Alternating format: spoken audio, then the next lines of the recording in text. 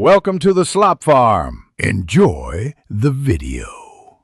In this video, I will show how to open Ford Mustang key fob, full guide. Press the release button to remove the emergency key, then find the seam and gently pry with a coin or small flathead.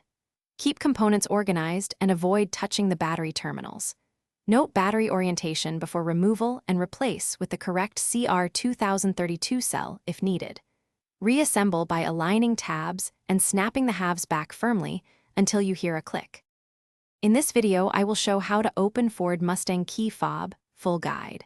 Start by working on a soft, clean surface and remove the emergency key first.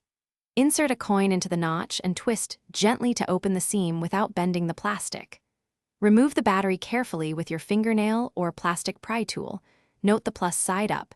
Then replace and reassemble, ensuring a secure snap back together for reliable operation. In this video, I will show how to open Ford Mustang key fob, full guide. After removing the circuit board, inspect and clean contact points with a dry cloth if needed. Place the new CR2032 battery in the correct orientation and test the lock and unlock functions while the case is still open.